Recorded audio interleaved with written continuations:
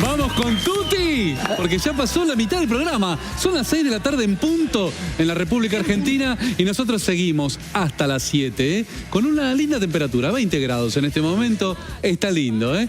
¿Vos te querés comunicar con nosotros para opinar, como ya hicieron algunos televidentes que nos están viendo?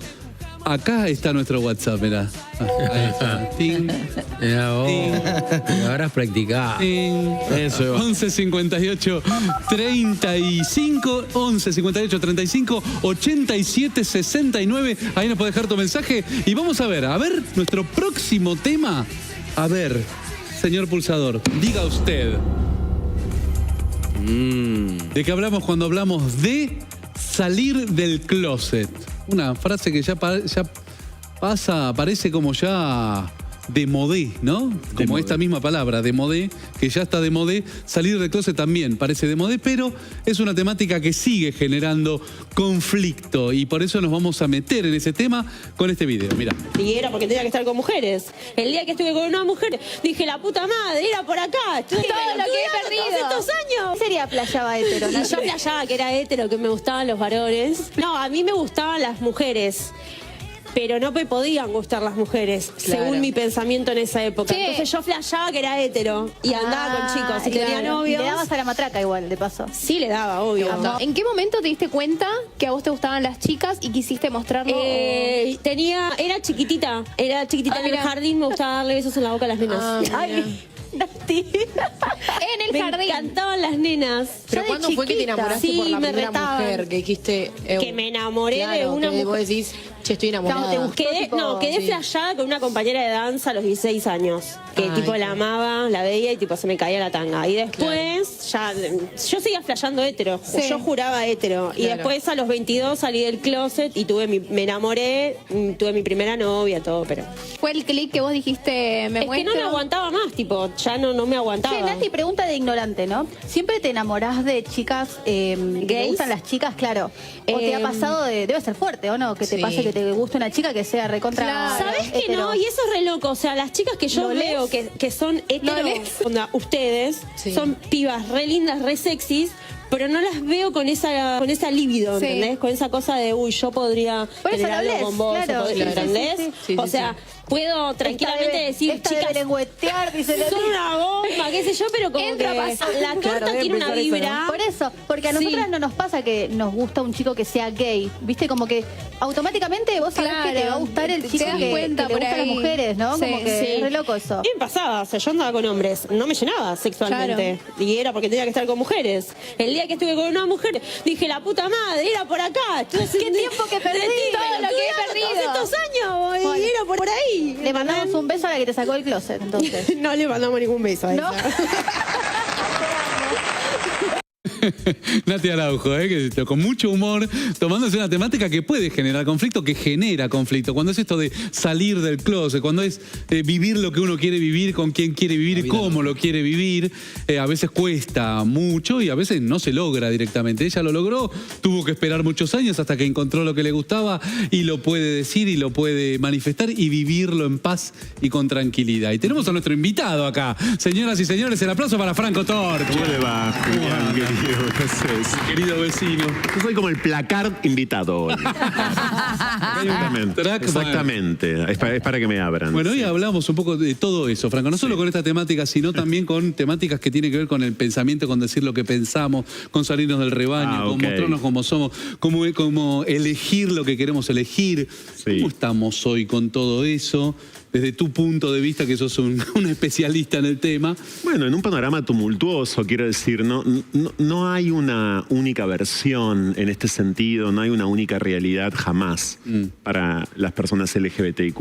En líneas generales, hoy la realidad es bastante ardua, porque yo entiendo que pueda parecer añeja la experiencia de salir del closet, pero también tengo que decir que es una experiencia inimaginable para quienes no tienen que salir del placar. Claro, Entonces, claro. muchas veces escuchás que es viejo salir del armario de boca de quienes nunca han tenido que salir del armario por su orientación sexual, por su identidad de género o por su expresión de género.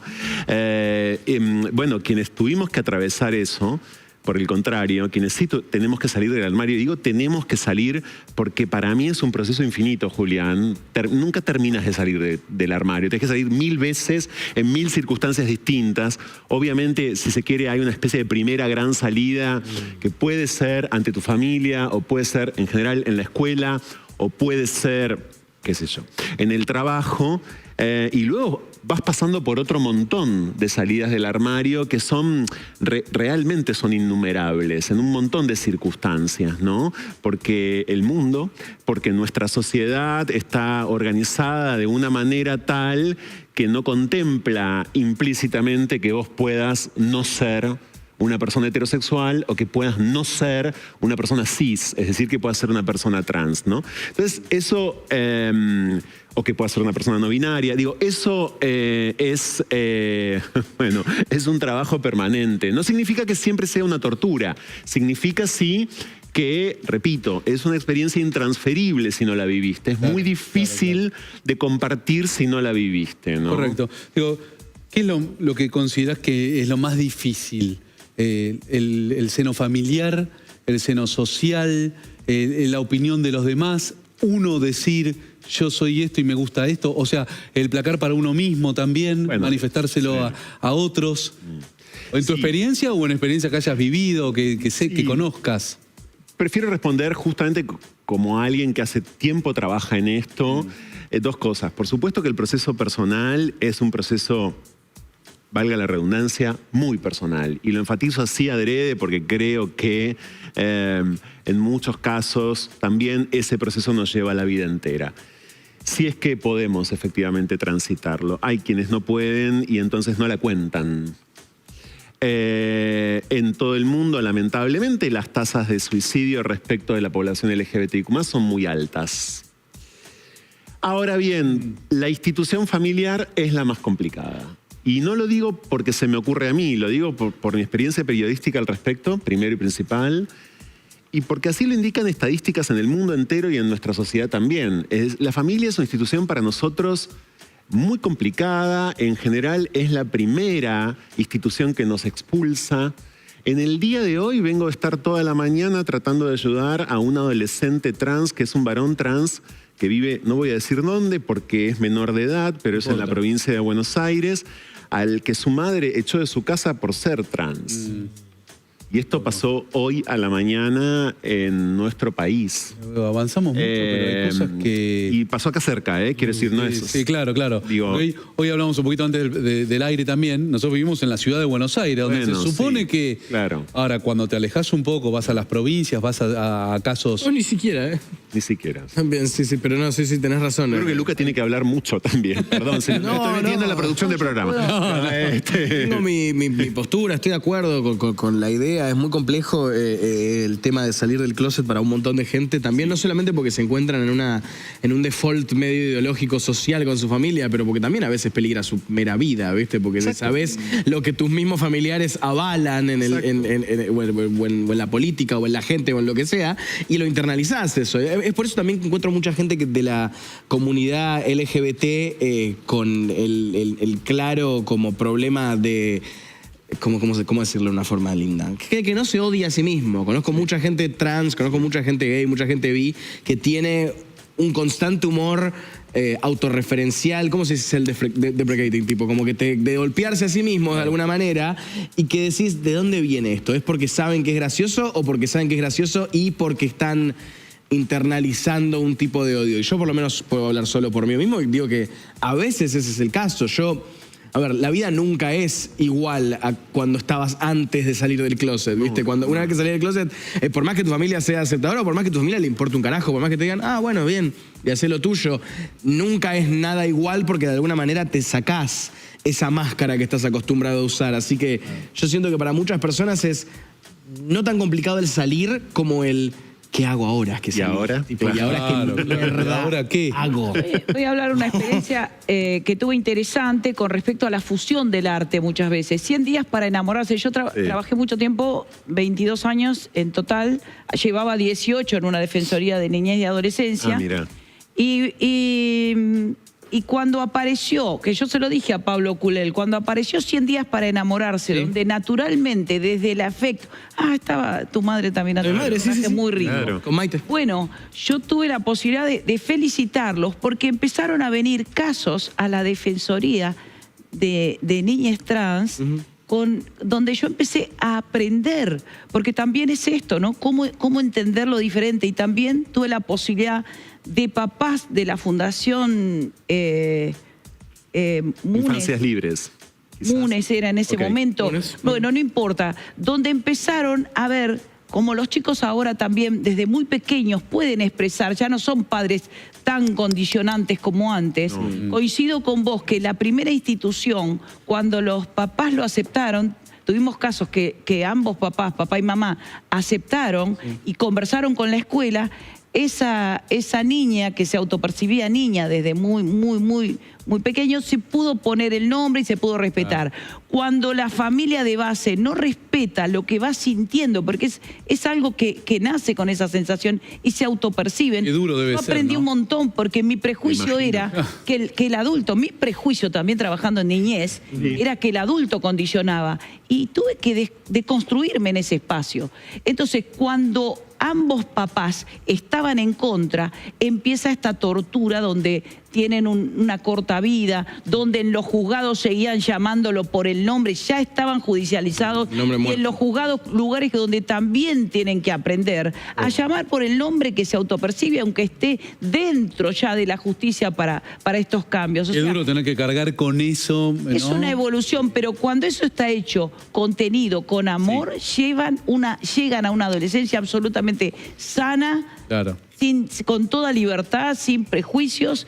Y bueno, creo que tiene que ver con esto, con evolucionar. Y el arte siempre ayuda a la reflexión. Sí, claro, sí, lógico. Qué difícil, Franco, y no sé, Sergio, si quería decir algo, pero digo, en estos tiempos que corren, qué difícil no contar con eso para alguien que quiere, ¿no? Decir cuál es su deseo, qué es lo que le gusta. Qué duro debe ser, más en edades sí. complicadas. Sí, por supuesto, desde ya. También hoy hay que decir, porque si no nos vamos a poner especialmente sombríos, y la historia cambió. Si se me permite, hemos cambiado nosotros la historia, mucho más, muchos y muchas que estuvieron antes que yo la han cambiado, ¿no? Y ese torcimiento que hemos logrado, esa torcedura, mejor dicho, de la historia, hace que efectivamente hoy también tengamos posibilidades de existencias muchísimo más plenas, quiero decir, que en otros momentos. Lo que ocurre en el mundo igual es que hay casi 70 países que nos condenan a la muerte, que hay 7 países en el mundo hoy que nos condenan además a una pena de muerte especialmente salvaje. Estas son las estadísticas mundiales, entonces toda vez que se dice esto es cosa del pasado, en principio, para no hablar solamente de nuestro país, se ignora un panorama mundial que sigue siendo aterrador. En muchos casos esos son estados, digamos, teocráticos o vinculados a, por supuesto, regímenes muy religiosos Claro. y muy prohibicionistas, pero no obstante eso, aunque nosotros estemos en Occidente, aquí también pasan cosas a veces muy preocupantes. Y la cuestión de la familia es medular, si se me permite, precisamente porque es una institución impune. A ver, hoy cuando hay un hecho de discriminación o de expulsión en una escuela o en una salita de salud o en una empresa o en un lugar de trabajo o a veces en la vía pública, como vemos, hay herramientas. Funcionan mal, funcionan bien, funcionan más o menos, pero hay herramientas. Debería haber muchas más, pero hay. El Poder Judicial, etc. Lo que ocurre dentro de una familia, en general, forma parte de aquello que es impenetrable. Claro, forma parte de una especie de fortaleza. El fuero íntimo. ¿Cómo haces ¿Qué efectivamente reglas para...? hay ahí? Hay No un hay. especialista que a mí me gusta mucho, que he tenido la posibilidad de entrevistar muchas veces, que es argentino pero vive en Francia, Daniel Borrillo, que estudió mucho esto en relación a China. China, por ejemplo, por dar el ejemplo de una gran potencia mundial hoy, que se disputa ni más ni menos que el dominio del mundo en este momento, China no tiene ninguna ley anti-LGBT como sí tiene Rusia o tantos otros estados, ¿no?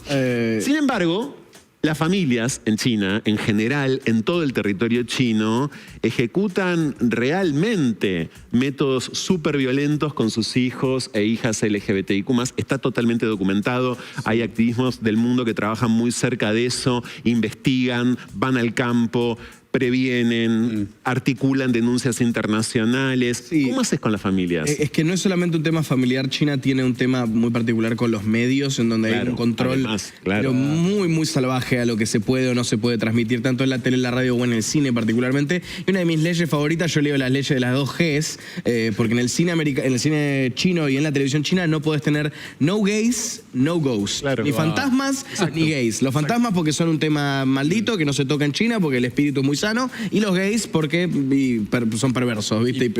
Hablando de esto también, en un momento lo recordaremos todos, quizá Luca no lo recuerde porque por ahí no lo vivió, pero ¿qué año fue? Lo debe saber seguro. Luca no vivió, por suerte. Luca vivió muchas vidas. Yo ya sé, pero seguro que esto no. A ver. Pero esto se cayó en las Torres Gemelas y después, bueno, ya está caída. era considerado una enfermedad. O sea, eso era considerado una enfermedad y se creía también que se podía revertir o reeducar. Mirá este testimonio. Yo sabía que yo era homosexual desde los 12 años, lo tenía clarísimo. Y como a mí me decían, no, es que la homosexualidad se puede curar, porque los cristianos del siglo I que eran homosexuales cambiaron sus conductas homosexuales y pudieron cambiar. Entonces yo digo, bueno, pues a lo mejor el Espíritu Santo me ayuda. Entonces a los 16 años me bauticé. Y para sorpresa de nadie, no seguía siendo homosexual, me seguían atrayendo, entonces yo seguía muy deprimido. A los 19 años, cuando yo ya hice selectividad y estaba en la playa con mi padre, caminando, y mi padre me dijo, mira, ¿por qué estás tan deprimido? ¿Qué te pasa? Y yo a mi padre ya le dije, mira, yo soy gay, me gustan los chicos y yo lo que querría para ser feliz es tener un novio. Entonces mi padre me dijo, me das asco, eso es como ser un pederasta, tendrías que ir a un manicomio. Y claro, para mí eso fue un shock y me costó mucho tiempo hacer un plan de salida.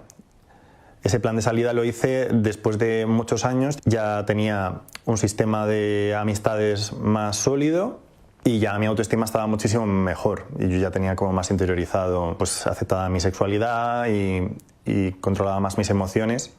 Y todo esto gracias a terapia. Para los testigos de Jehová, el problema no es que tú seas homosexual, sino que tú practiques la homosexualidad. Entonces yo hace 2 años les conté que yo tenía novio y que yo estaba viviendo con mi novio. Entonces ahí sí que es un problema, porque ahí sí que estaría practicando la homosexualidad. No sé actualmente si estoy expulsado o no. Mi lógica me dice que debería estarlo.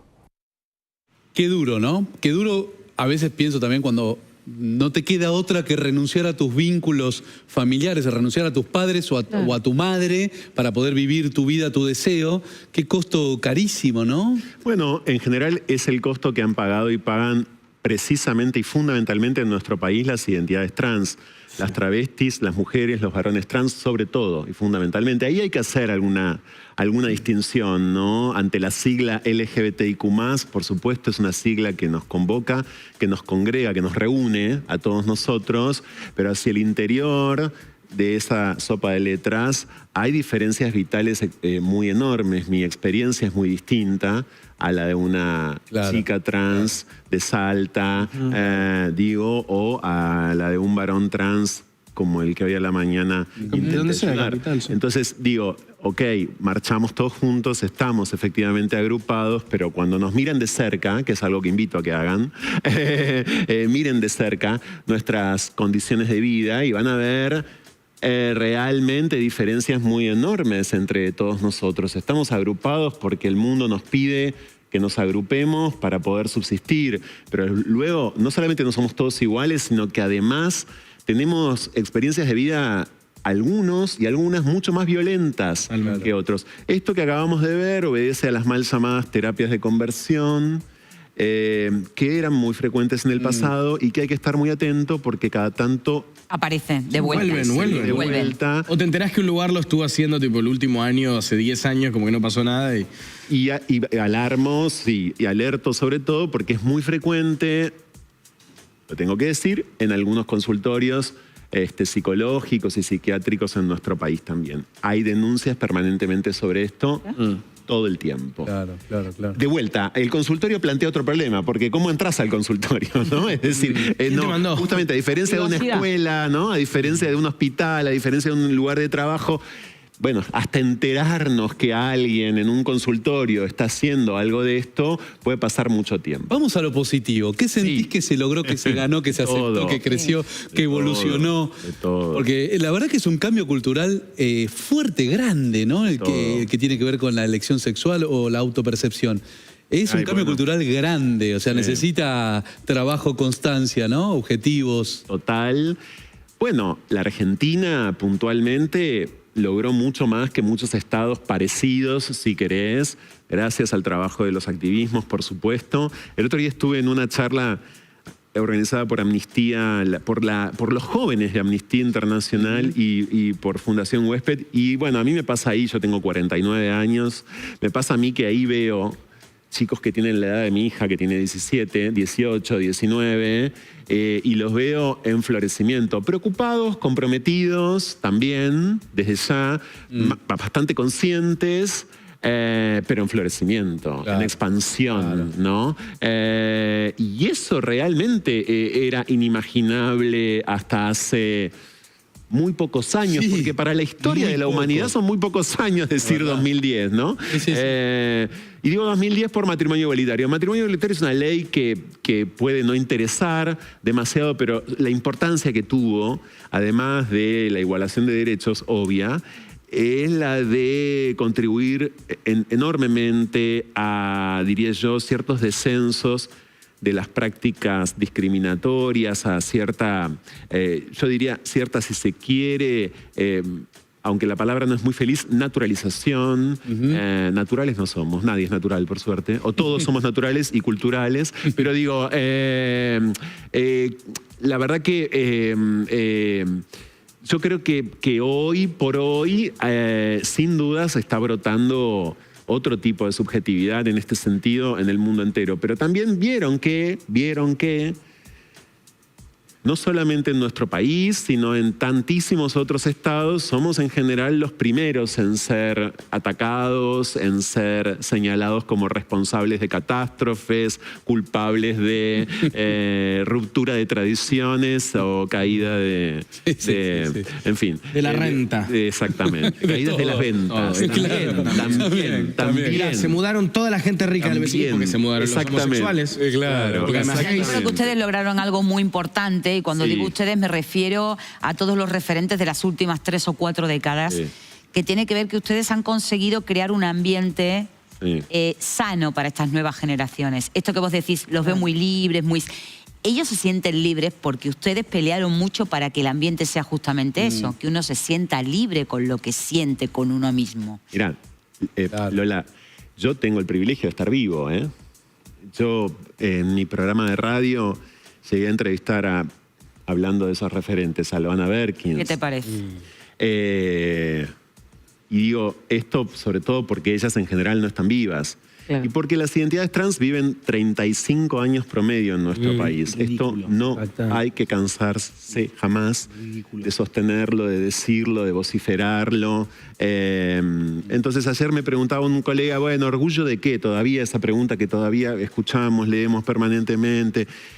Y bueno, si a pesar de todo sobrevivimos, ¿no? No estaba pensado que sobreviviéramos. Entonces, yo a esa generación en la Argentina, por ejemplo, que peleó y que murió peleando, Diana Zacayán, que murió peleando por la ley de cupo laboral travesti trans y tantas otras y tantos otros, o el modo en el que la pandemia del SIDA en su momento exterminó las vidas de nuestra población, bueno, no solamente le debo mucho y le rindo tributo permanentemente en la medida de lo posible, sino que los tengo efectivamente presentes y son los que posibilitan que esos pibes y esas pibas hoy, de vuelta, para mí vivan en florecimiento permanente a pesar de tantos obstáculos todavía vigentes. Franco, te quería preguntar, ¿cuánto influye el discurso público actual en la Argentina, el discurso de los líderes, para que continúe esa persecución, esa discriminación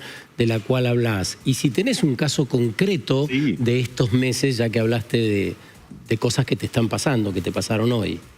Yo lamentablemente ahí, Sergio, me voy a tener que volver a poner un poquito tanático. Ya fue, estamos. Veníamos de intentar ser un poco festivos. Bueno, ¿no? pero es así. Ya fue. Mucho. El discurso que denominamos discurso de odio impacta de manera automática sobre nuestros cuerpos. Eso hay que entenderlo, porque además crecimos, por ejemplo yo, que ya dije mi edad, ¿no? Siendo efectivamente señalado como puto de mierda, como maricón, etc. Entonces sabemos perfectamente bien cómo nuestros cuerpos se estremecen ante la mera violencia verbal. Ante la mera violencia verbal, ni te cuento si además de verbal es física o sexual.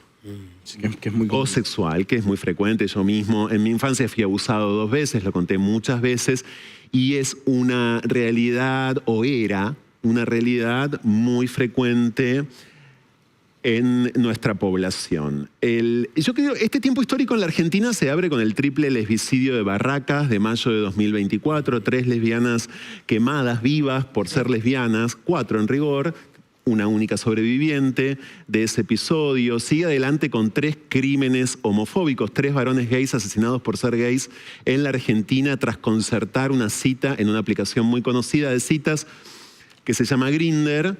Concertaron citas para encontrarse con otros varones y en esas citas fueron asesinados. 3 en el último año en nuestro país.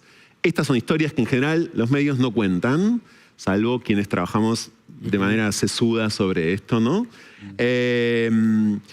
Podría seguir dando muchísimos ejemplos. El otro día Juan Sabín en Palermo fue salvajemente golpeado a la salida de un boliche por ser gay. Esto por un lado siempre pasó, porque tenemos identificados episodios permanentemente respecto de esto, pero hoy tenemos medidos e identificados esos episodios de una manera lamentablemente más acentuada. Es decir, esto creció.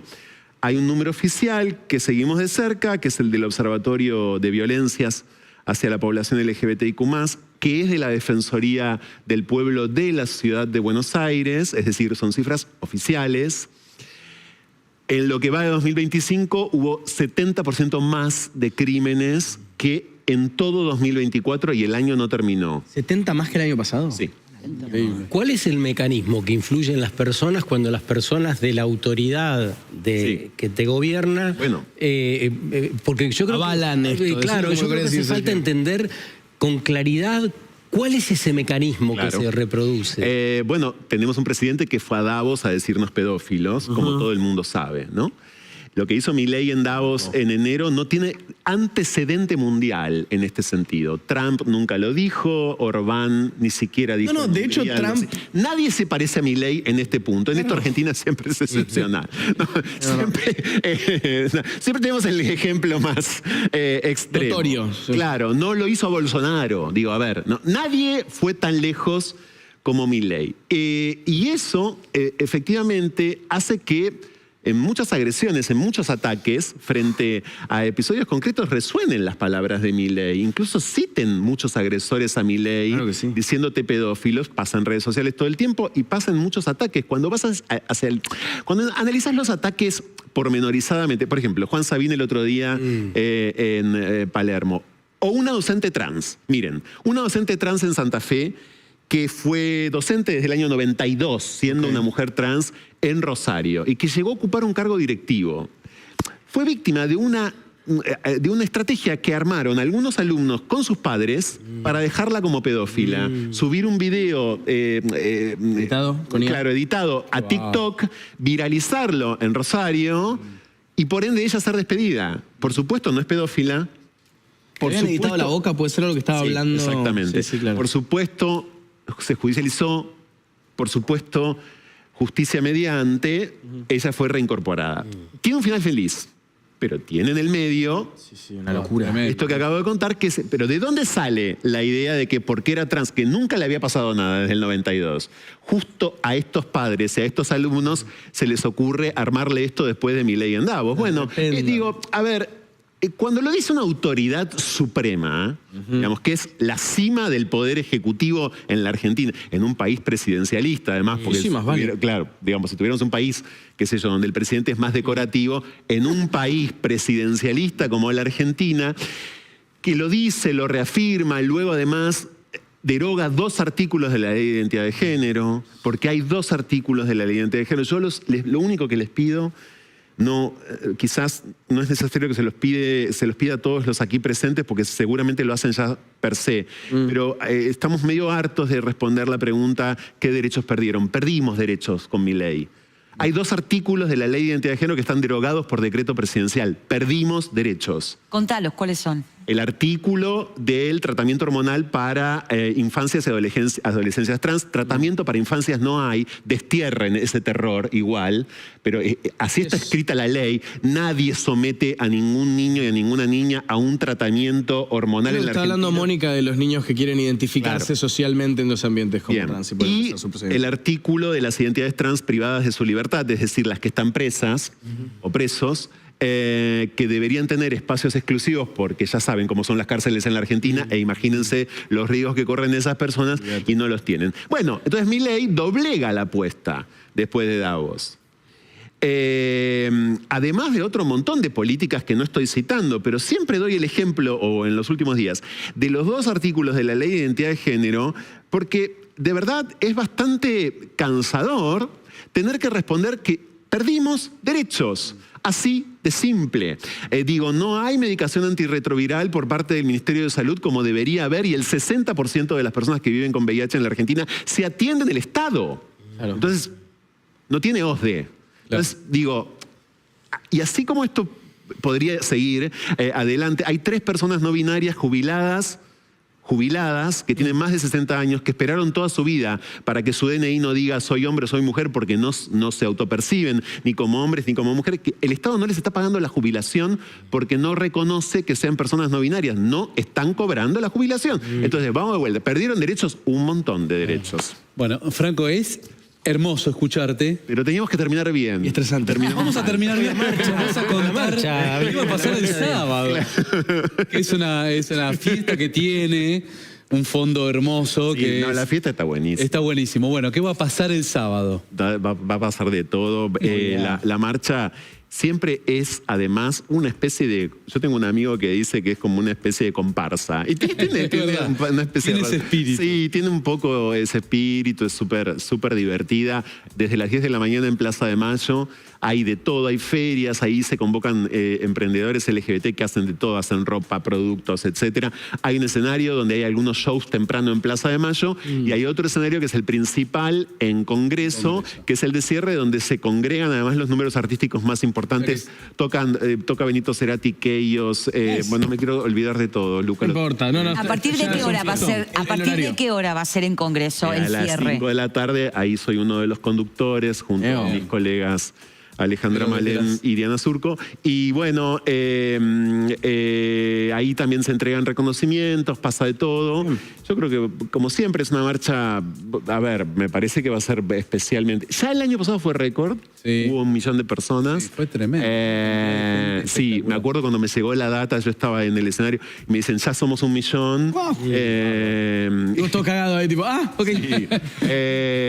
Y yo creo que este año otro tanto. Igual...